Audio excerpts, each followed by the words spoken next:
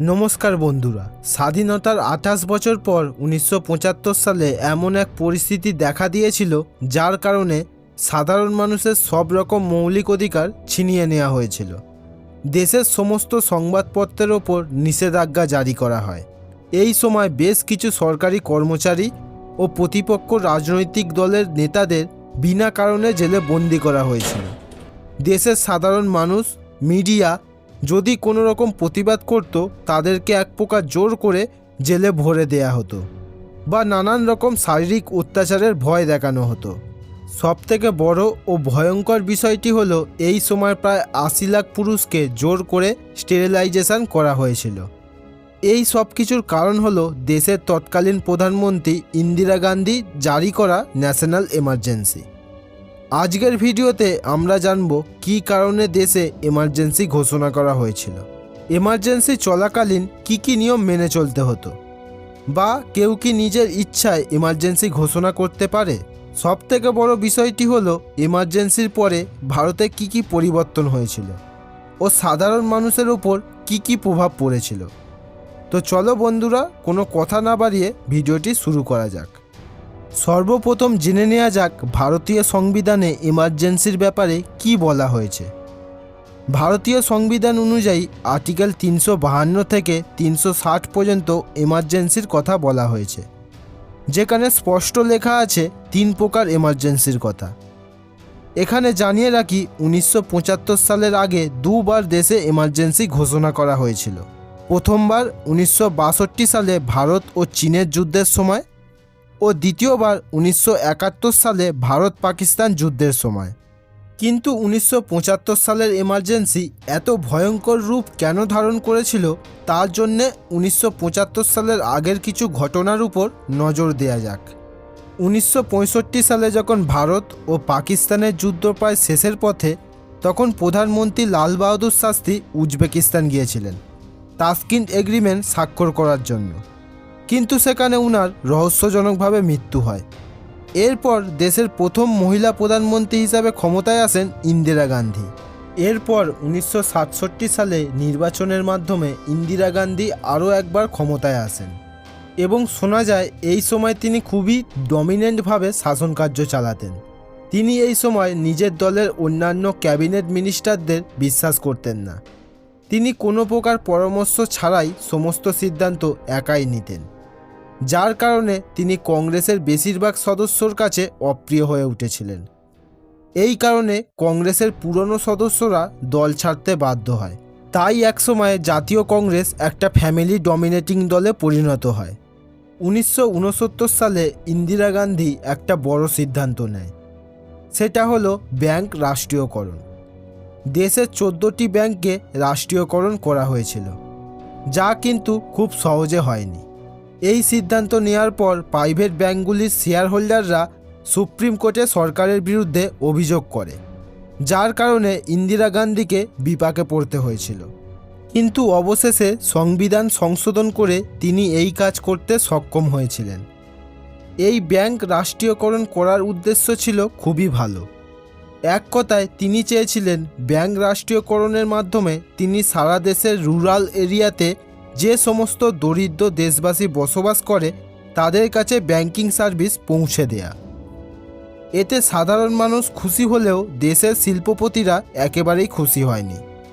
এর কিছু সময় পর ইন্দিরা গান্ধী আরও একটি গুরুত্বপূর্ণ সিদ্ধান্ত নিয়েছিলেন, যেটা হলো প্রিভি পার্স বন্ধ করা। যখন ভারত স্বাধীন হয়েছিল তখন সারা ভারতে কিছু প্রিন্সলি স্টেট ছিল। এই জায়গায় কিছু রাজা মহারাজারা শাসন করত। স্বাধীনতার পর সরকারের পক্ষ থেকে নির্দিষ্ট পরিমাণ অর্থ এই সব রাজাদের দেয়া হতো তাদের জীবনযাপন করার জন্য। এটিকেই প্রিভি পার্স বলা হতো। ইন্দিরা গান্ধী সিদ্ধান্ত নেন যে কোনো দরকার নেই রাজা মহারাজাদের বসিয়ে খাওয়ানোর, দেশের গরিব সাধারণ মানুষের ওপর নজর দেওয়া দরকার। এরপরেই রাজা মহারাজারা সুপ্রিম কোর্টে গিয়েছিলেন, কিন্তু কোনো লাভ হয়নি।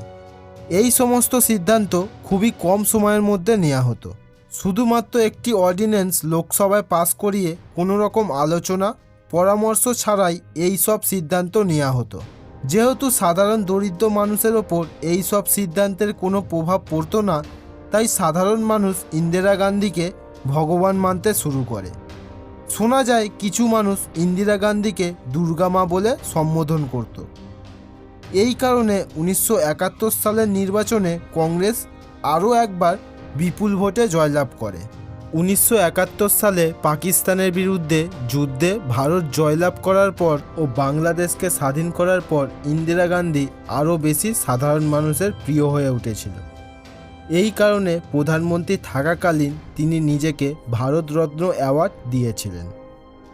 এই সময় দেশের সাধারণ মানুষের সমর্থন ইন্দিরা গান্ধীর সাথে ছিল ঠিকই, কিন্তু অপরদিকে সরকারের সাথে সুপ্রিম কোর্টের একটি লড়াই অনবরত চলছিল, যার কারণে তিনি বহুবার সংবিধান সংশোধন করেছিলেন এবং চেষ্টা করেছিলেন কিভাবে সুপ্রিম কোর্টের ক্ষমতাকে কমানো যায়।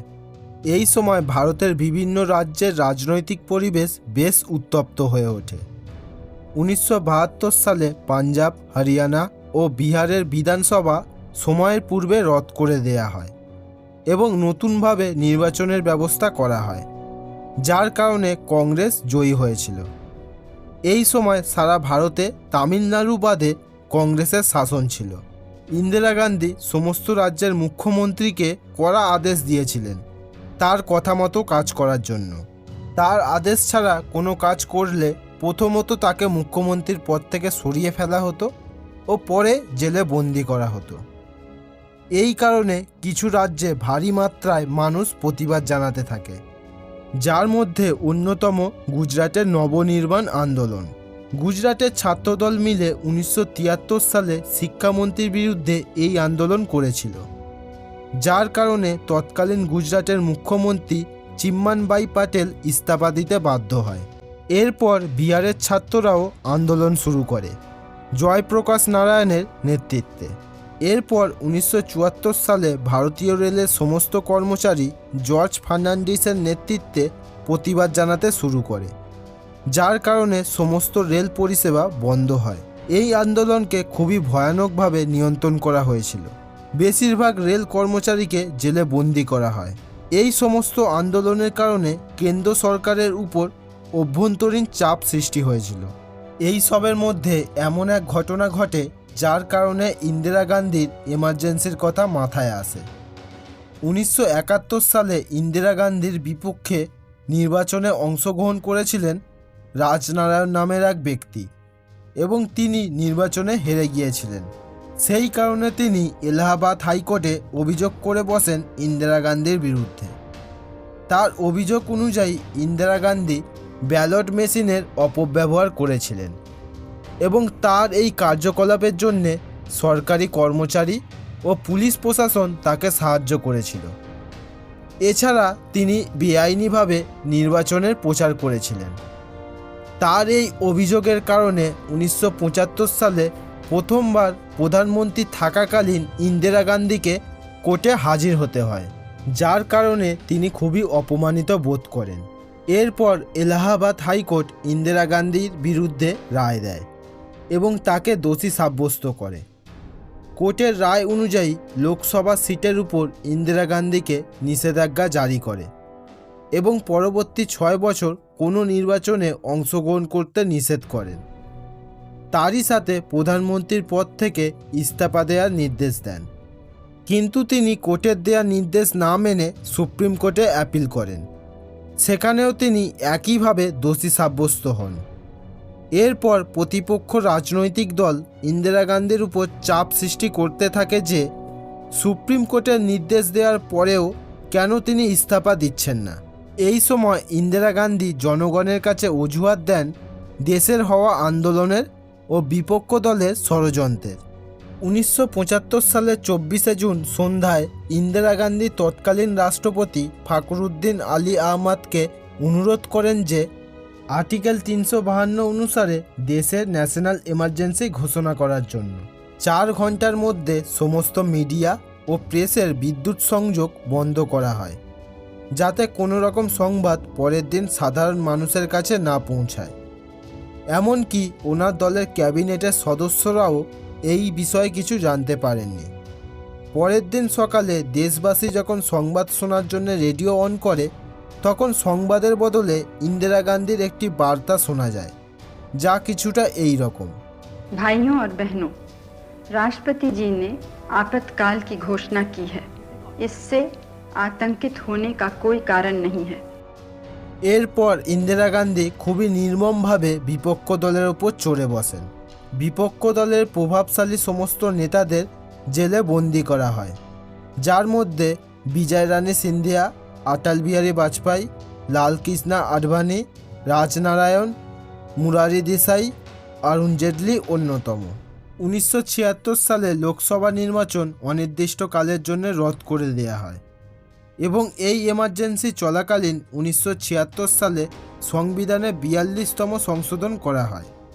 এই সময় সংবিধানের সেই সমস্ত আইন পরিবর্তন করা হয়েছিল যা সরকারের বিপক্ষে ছিল।